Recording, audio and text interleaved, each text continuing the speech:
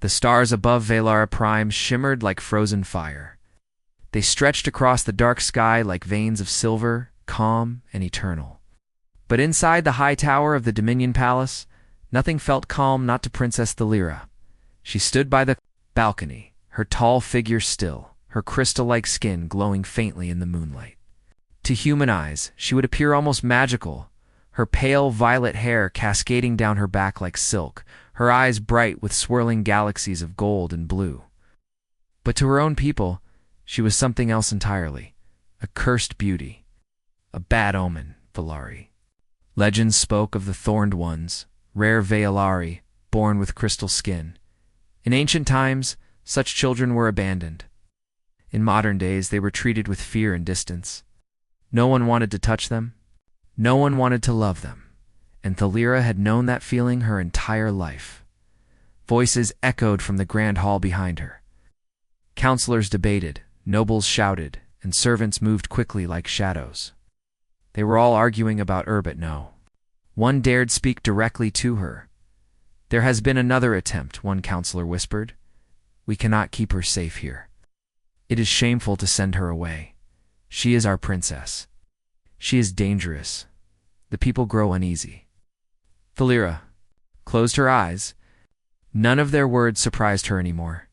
It was the third assassination attempt this year. She should have been angry. She should have felt something. Instead, she felt tired.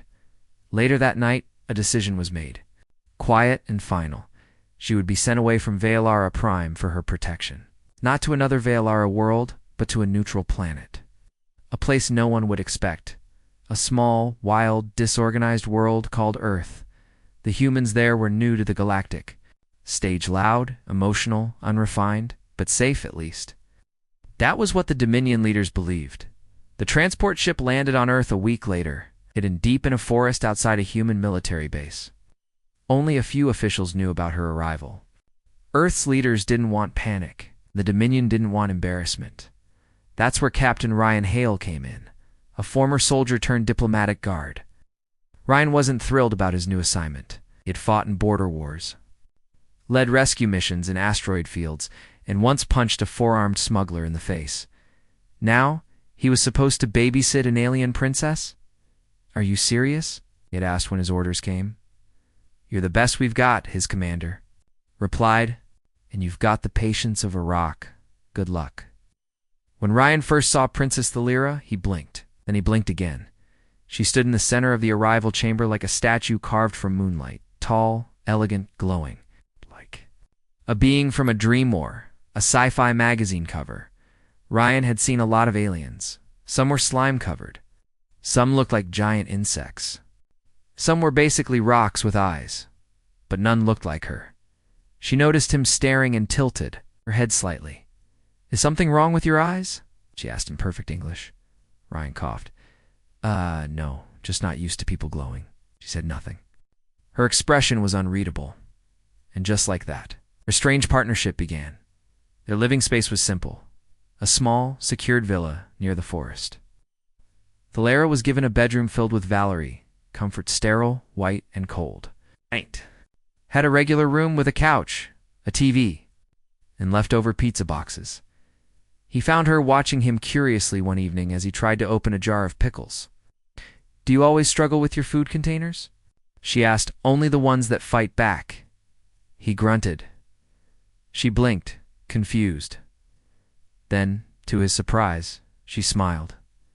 It was small, quick, almost invisible, but it was the first real expression he had seen from her. Days passed. Thalira walked in the forest during the mornings. She said it was to study Earth's environment. Ryan followed from a distance, keeping an eye out. She rarely spoke. When she did, it was sharp and formal. Why do you wear shoes inside? Your food smells. ... aggressive. Are your television programs always so loud? Ryan, in return, answered with sarcasm and jokes. He didn't treat her like a sacred figure. He didn't bow. He didn't flinch. To Thalira, this was strange, refreshing, confusing. No one had ever spoken to her that way. Like she was just ... normal. One afternoon it rained. Not the soft, Silver mist of Valera Prime. This was Earth rain wild, loud and alive. The Lyra stepped out into it without warning. Lifting her face toward the sky, Ryan found her standing there, soaked and shining like a star. Raindrops ran down her crystalline skin, refracting light into rainbows. "You'll catch a cold," he said from the doorway. "I do not understand this planet," she said softly. "It's loud, dirty, bright, but also free." Ryan walked up beside her, letting the rain soak his hair. "You get used to it," he said. It's not perfect. "But it's real." She looked at him then, really looked at him. A simple, human rough face, tired eyes, faded jacket, nothing polished, nothing royal, and yet something in his voice made her heart feel strange, like a warm flicker in the cold. That night, they sat in the living room.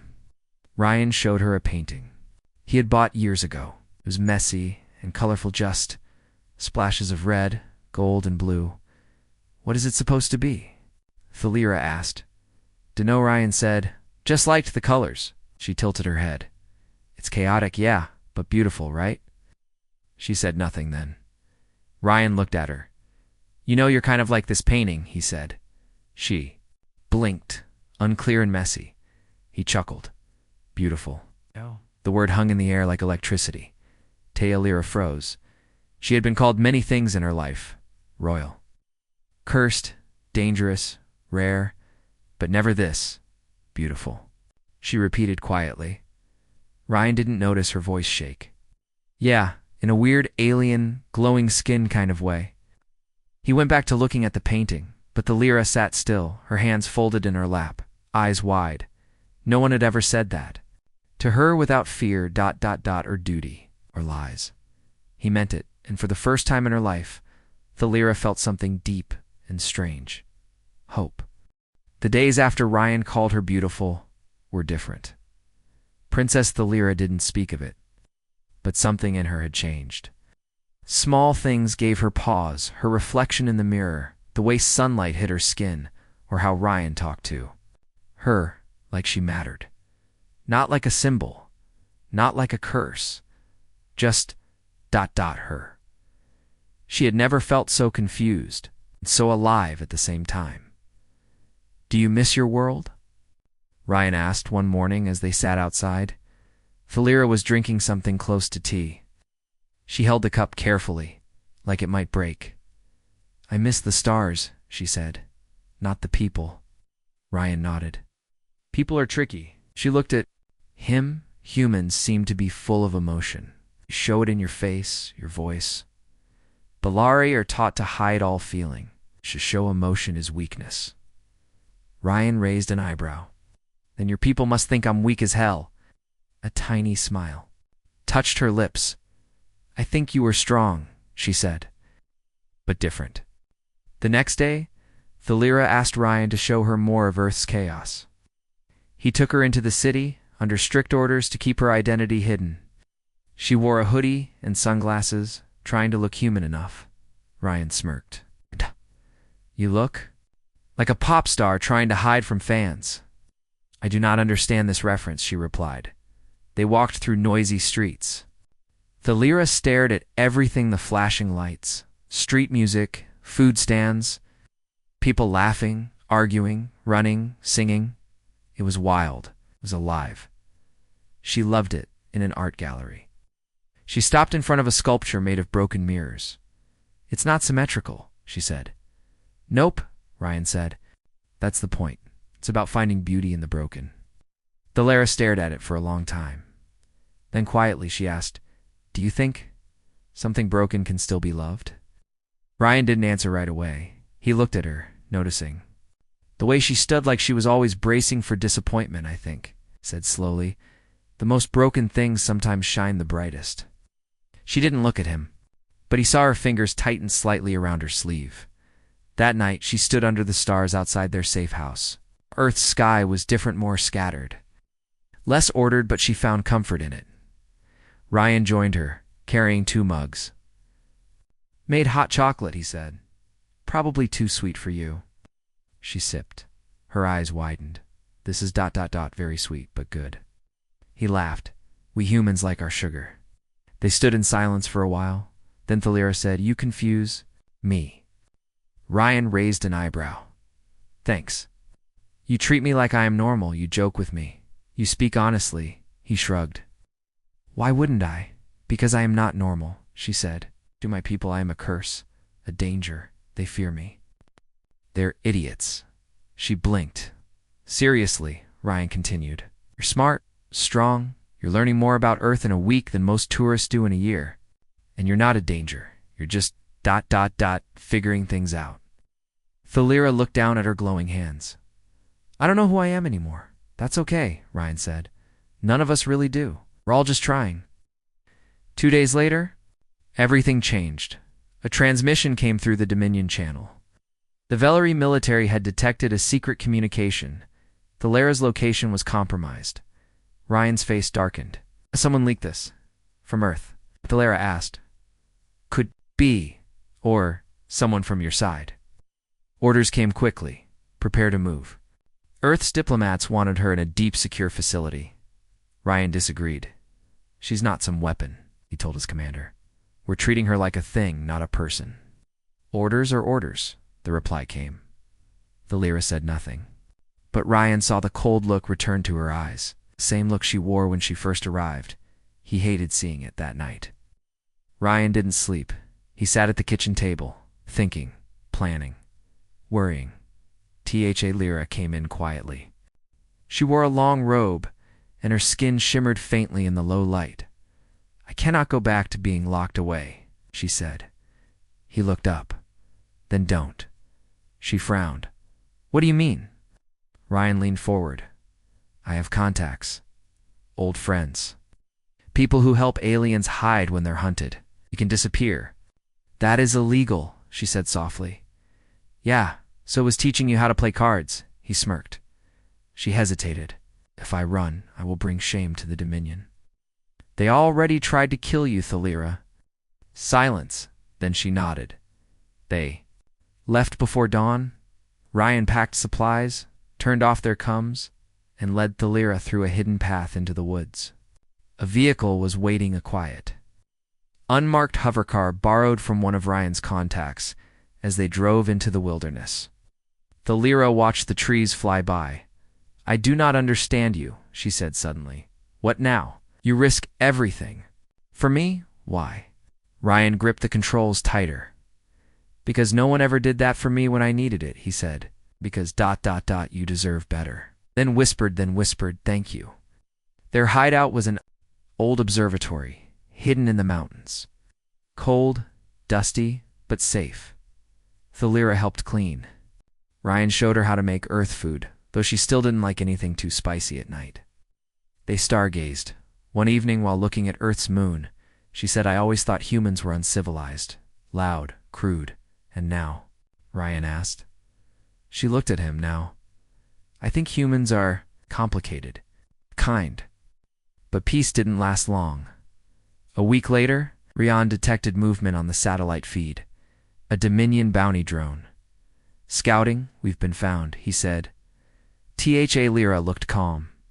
"I will surrender. They only want me." "No way," Ryan snapped. "That's not happening. We cannot fight a Dominion drone. Watch me." He grabbed his rifle and activated the observatory shield dome. Thalira followed him to the rooftop. The drone hovered overhead, scanning. A voice boomed. "Thalira of the Vellery, surrender." Ryan aimed. "Not today, shiny." Thalira stepped forward. "Wait," she said. "Let me try something." She opened. Her hands. Her crystal skin glowed brighter than it ever had before. Light pulsed from her palms like a living star. The drone paused. "Stand down," she commanded. Her voice was calm but powerful. "Royal." The drone hesitated, then retreated. Ryan stared. "Okay, now what the hell was that?" "I channeled my energy," she said simply. "It is something only thorned ones can do. I did not know I had that power before." "You were incredible," he said. She turned toward him. "You believed in me when no one else did." He stepped closer. "I still do." And for a long moment they stood there, stars above, silence between them. and a spark in the air that neither of them fully understood. Yet, the stars were still above the old observatory, silent. Watching, Princess Thalira sat on the edge of the rooftop. Her legs crossed, her eyes glowing faintly. She stared up at the sky. Somewhere out there was her home planet, Velara Prime. Cold, distant, beautiful, but not for her. Behind her, Ryan Hale stood leaning on the doorway. He had just checked their supplies again. Their weapons were loaded. Their food would last only another 3 days. And the drone they scared off, it would be back. With friends, Ryan walked over and handed her a thermos. Hot chocolate, last. Packet Thalira took it gently. Thank you. They sat in silence. The night wind was soft. It carried the scent of pine trees and the faint buzz of crickets. I never knew I had power like that, Thalira said quietly, sipping the warm. Drink. Ryan nodded. That light thing you did was incredible. I used to think my skin made me a monster, she whispered. Now I wonder if it's something more. It is, Ryan said. It you? She looked at him. You keep saying things like that, she said, her voice soft, as if I matter. You do, he said simply. The next morning, a message came through. It was from Thalira's older brother, Prince Kavier. His voice echoed through Ryan's communicator, regal and serious. Thalira, I know you are afraid, but come home. I have stopped the council from sending more drones. I promise. Safety, you will not be harmed. Thalira froze. Ryan watched her. You believe him? No, she said, but I want to. Ryan lowered the volume. It could be a trap. I know, but I need to see him, she said slowly, before I decide who I am. Later that day, Ryan stared at a map while Thalira stood beside him. We can meet him at the neutral site on Luna Station, he said. It's halfway between Earth and Valari space. Surveillance is tight. No weapons allowed. They can't ambush us there. Thalira nodded, then let's go. You sure? She hesitated. I've spent my whole life being silent, hiding. I don't want to run anymore. Ryan smiled slightly. Now that sounds like a real princess. They took an old cargo ship disguised as a merchant vessel. It flew quiet and low through orbital traffic. On board, Ryan taught Thalira how to fly in emergency mode. She picked it up quickly. You'd make a good pilot, he said. You'd make a terrible teacher, she replied. Grinning, they both laughed. It was the first time Thalira laughed freely. Luna Station floated like a silver coin above Earth's moon. It was crowded, busy, full of all species, humans, Threxians, Drell, and a few Velari guards near the private lounge. Ryan kept a hand close to his sidearm. Thalira stood tall, wearing a long gray cloak that shimmered in the lights. Her glowing skin caught the attention of many travelers, but no one dared approach her inside the private lounge. Prince Kavier stood waiting. He looked like her same galaxy-colored eyes, same posture, but colder, polished, like a statue made. Of ice, Thalira, he said, stepping forward. Little sister. Brother, she said softly. They didn't embrace. Ryan stood behind her, silent, watching. I'm glad you're safe, Kavier said. We feared the worst. We sent drones to hunt me. The council acted without my approval, he replied smoothly. But I have taken control now. I want you to come home. Be locked away again, she asked.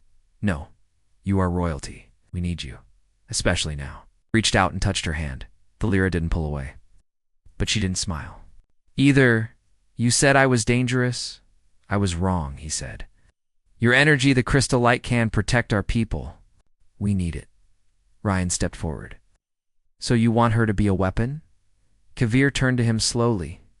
And you are? Someone who actually gives a damn about her. Thalira raised her hand. Enough. Shh. Looked between them, you say. You want me back? She said to her brother. But not for me. For my power? Kavier didn't deny it. Your people fear me, she continued. They always have. They will change, she said. She shook her head. No, I will. Back on the ship, Thalira sat in silence. Ryan didn't speak. He knew that look on her face, the look of someone breaking free. After a long while, she said, "He wants to use me. Maybe not with chains, but still as a tool." "Yep, Ryan," replied. "Typical politician. I don't want to go back. You don't have to." She turned to him, her voice stronger than before. "Then I want to do something different.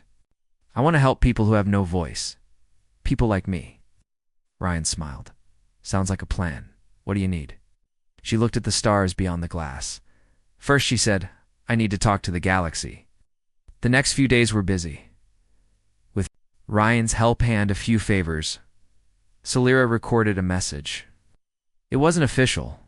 It wasn't approved. But it was real. She spoke directly to the camera. "I am Princess Thalira of the Velari Dominion. I was born with crystal skin, and for that I was called cursed. I lived in silence, alone, but I am not alone anymore. I am not a curse." She paused. "I am light. I am strength." The message was short, powerful, and sent to every major communication channel across human and Binyan space. The reaction was immediate. Some called her a rebel, others called her brave. Many Velari youth began speaking up, sharing stories of fear and shame they had never told. Valara had lit a spark. A quiet rebellion had begun. Later that night, Ryan sat on the edge of the ship, watching Earth spin below. Valara sat beside him. "You're going to start a revolution?" he said with a smirk. She smiled gently. "Maybe, or maybe I just showed them it's okay to be different." They sat in silence. Then she said, "When I first arrived on Earth, I thought humans were wild and foolish. And now? I think you are still wild and foolish," she teased. "But ... you showed me something I never felt before." He turned to her. "What's that?" She looked at him. Eyes soft. Voice quiet love. Ryan froze. His heart beat. Louder than the engines of their ship, Tathlira leaned closer.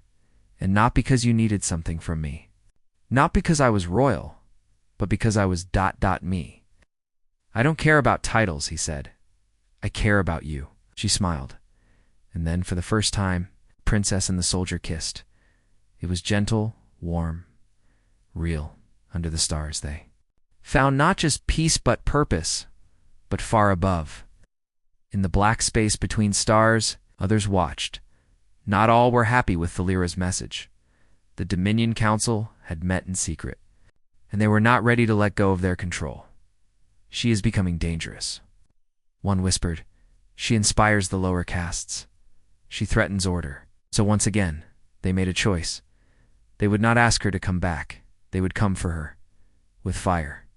A deep silence hung in the darkness of space. Thalira stood by the wide window of the ship, her eyes glowing faintly as she stared at the stars. Her message had spread across both human and Velari space. The people were talking, now really talking, but not all of them were listening. Ryan walked in behind her, carrying 2 mugs of warm coffee. He handed one to her. "I added extra sugar," he said. "Since you don't like spicy, I figured sweet works." Thalira smiled. "You are learning." They both sipped in silence. But something felt heavy. The air, the mood, the stars themselves. She could feel it. Danger was close that evening. Secure transmission reached their ship. It was from an old friend of Ryan's commander, Jen Aurora, head of an Earth-based freedom agency. Her voice was tense. "Ryan, Thalira, we've intercepted. A message from Dominion Command. They've sent an elite destroyer unit to hunt you down. It's already entered Earth's outer orbit. You need to disappear now." Slayer's hands gripped the table. "They're coming for me," she said. "They're afraid of you," Ryan replied. Slayer turned. "I won't run this time." Ryan blinked. "You realize it's a full Dominion warship? With heavy weapons? Soldiers? Drones?" "I do," she said calmly. "But they fear change. And I am change."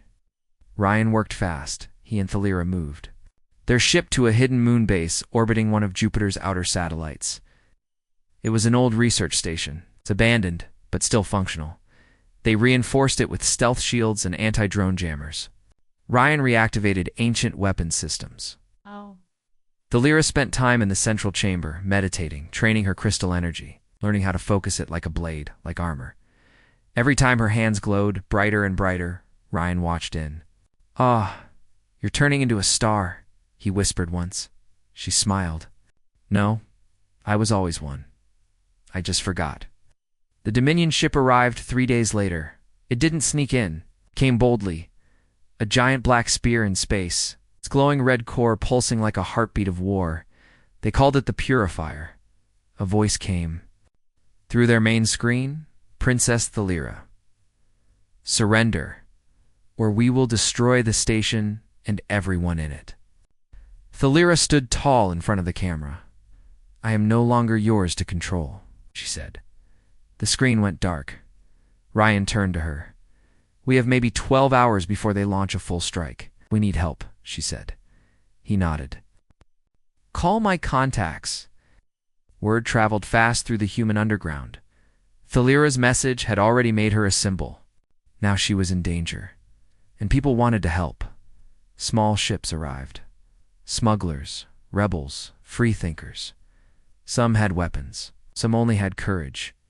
One of them, a rough-looking woman named Tia, said, "You saved my daughter when she was being hunted for having glowing eyes like yours. We fight with you," Thalira bowed her head.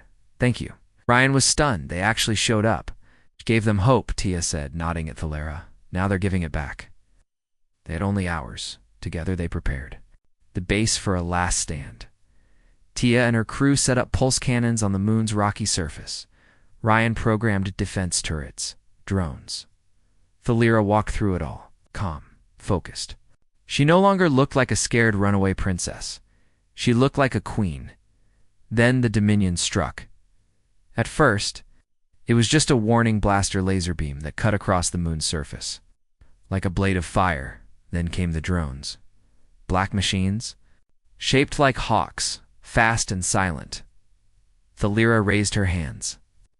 Her crystal light shot out like a wave, disabling 5 drones mid-air. TI's gunners took out the rest. "We hold," she shouted. "We hold the line." Ryan ran to Thalira's side. "You okay?" She nodded. "More are coming." He looked at her, really looked at her. "You know, I've never met anyone like you." She turned to him. "Then stay with me." Always. The second wave hit harder. Torpedoes, strike bots, explosions rocked the outer edge of the base. Ryan. "Fired from the main tower. Turrets overheating. We've got 30, maybe 40 minutes. Thalira raised both hands. Her body began to glow brighter than ever before. Her light formed a giant barrier around the base. Drones hit the barrier and shattered. Inside, people stared in wonder. "She's shielding us," one of them whispered, but her body trembled. It was draining her. Ryan ran to her side. "Don't overdo it," shouted. "You'll burn out." "I can hold it," she said. "Just a little longer." Inside the Dominion ship, the commander frowned. "The princess is stronger than expected." "Do we send ground troops?" an officer asked. "No. Begin orbital blast sequence, full power." Ryan picked up a new transmission. His eyes went wide. "They're going to destroy the moon base from orbit. You must evacuate." Tia shouted. "No." Thalira said firmly, "There's one last thing I can try." She walked to the top of the station, outside. No helmet, no suit, only her. Her crystal skin lit up the darkness. She lifted her hands, aiming them at the black warship above. "Thalira," Ryan shouted, "that's suicide." But she didn't stop. She closed her eyes, and then, she became light. A beam of pure energy shot from her hands, from her entire body like a star being born. It hit the Dominion ship dead center. Alarms went off inside the enemy vessel. Engines fried. Weapons disabled, the ship shook violently. The commander stumbled. "What is happening? She's overloading us with raw energy, power beyond measurable limits." Down on the moon, Thalira collapsed to her knees. Her light dimmed. Ryan rushed to her, catching her just before she hit the ground. Hey, stay with me," he whispered. "Don't you dare leave now. I'm fine," she said weakly. "Just tired." The Dominion ship, now smoking and disabled, turned and fled into the dark. They had lost to her, to the girl they once called cursed. After the battleships, all across the system shared the news. Princess Thelyra defends free moonbase. Valari rebel glows like a star literally. The girl they feared is now the hope they need. Thelyra, still weak but smiling, sat in her bed while watching the headlines on the holoscreen. Ryan sat beside her, holding her hand. "You changed the galaxy," he said. She looked at him. "No," she whispered. "We did." Outside the base, survivors rebuilt. Flags were raised, people sang, and above them, in the black space between stars, hope glowed brighter than war, because for the first time in centuries, someone had stood up and won. Not with a throne, not with fear, but with light and love. The stars were peaceful again. 1 week had passed since the battle on the moon base. The Dominion warship had fled into deep space, damaged and humiliated. The people who helped Princess Thelyra had returned to their lives, but everything was different now. Whispers turned into voices. Voices became songs. Across planets and systems, the name Thelyra meant something new, not fear, not shame, hope, inside the moon base infirmary. Thelyra slowly opened her eyes. She blinked against the bright lights overhead, then turned her head. Ryan was asleep in a chair beside her, holding her hand, his face tired but peaceful. She smiled, still. "Here," she whispered. His eyes opened instantly. "Always." He leaned closer. "You scared me, you know. You worry too much. You almost burned yourself into stardust."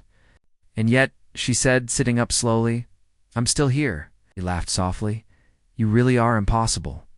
And you really are stubborn." They both smiled. Later that day, Thelyra walked through the base with Ryan beside her. Survivors nodded, saluted, or smiled as she passed.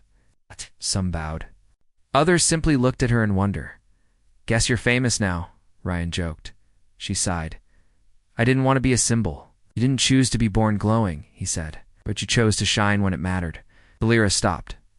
By a group of children playing with scraps of metal, pretending to be pilots and rebels. One little girl ran up and touched her hand.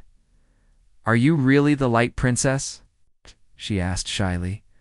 Thelyra knelt. "Yes, but you can be one too." The girl's eyes lit up. News of the Dominion's defeat spread fast. In some Valari cities, protest groups formed. They held banners with Thelyra's image. Some citizens lit glowing candles in the night, saying, "She is our light." But the Dominion Council was furious. "She must be punished." One elder said, "She is too powerful," said another. But Prince Kavir stood silently in the council hall. Watching then, for the first time he spoke. "No, she is right." The chamber fell silent. "You feared her because she was different," Kavir said. "But she saved her enemies. She protected even the humans. And she still calls herself Valari." One elder whispered, "You defend the cursed." "She is not cursed," Kavir said. "She is the future." Back at the moon base, Thelyra received a message from her brother. A simple one. "I understand now. You are not unlovable. You are unstoppable. Return when you are ready. You have a home." Thelyra read it twice, then handed it to Ryan. "What do you think?" she asked. "I think he means it." "I don't know if I'm ready to go back," she said. "Then don't," Ryan replied. "Make something new." So that's what she did. Instead of returning to the throne, Thelyra and Ryan formed something new. The Free Stars Union. It wasn't a government. It wasn't a rebellion. It was a gathering of people who believed in choice, kindness, and freedom across species, borders, and skies. They opened a base on a peaceful space station near Saturn. Former rebels, exiles, and curious citizens from both Earth and Valari space came to learn, help, and build. Tia and her crew returned to help run security. Jen Aurora offered political support from Earth, and slowly, system by system, the galaxy began to change. One day, Thelyra gave a speech in front of thousands beamed live to over 30 planets. She wore no crown, no throne behind her, just her, standing in light. "I was told I was dangerous, that my skin was wrong. that no one would ever love me, but that was a lie. The real danger was not MIT, was silence. It was fear. And I choose to fight it with light. People wept. On Earth, on Valara Prime, and on ships floating in deep space, people watched and believed. They saw a girl who was once hidden in shadows, now shining like a star. That night, Thalira sat on the edge of the platform looking out into the endless black sky. Ryan joined her, 2 mugs in hand. Still thinking about the past? He asked. She shook her head. I'm thinking about the future. Good, he said, because I have a question. He reached into his pocket and pulled out a small metal ring, simple, smooth. Silver Tatiha Lira gasped. Is that? Yeah. Ryan said. A ring. Earth tradition, it means. ... Stay with me. She stared at him. I'm not perfect, he added quickly. I swear too much. I burn toast. And I once forgot your birthday, you didn't, she whispered. Oh. He chuckled nervously. Still, ... I'm just a soldier. She smiled, her eyes glowing softly. You're not just anything, she said. Then she took the ring and placed it on her finger. Yes. A year later, in the gardens of the Saturn base, they held a small ceremony. Not royal, not fancy. Just friends, family, allies. Tia cried. Jen gave a speech. Kavir came in secret, offering his sister a quiet bow and a real smile. Thalira wore a silver dress with soft glowing patterns. Ryan wore his old jacket, cleaned up for once. They didn't promise power, they promised light and love and choice. The story of the girl with glowing skin who thought she was unlovable became a legend. Told in songs, written in books, painted in murals on ships and space stations. But to Thalira was never about the legend. It was about the people who had once whispered, maybe I'm too strange, too broken, too different. Now they said, maybe I am. Light too, and that was enough. Far out in the stars, the galaxy still faced darkness. War, pain, lies. But somewhere among them, a ship flew quietly.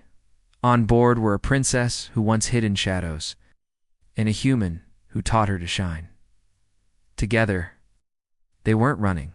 They were building a new world, one where no one had to ask if they were. Beautiful because they already knew.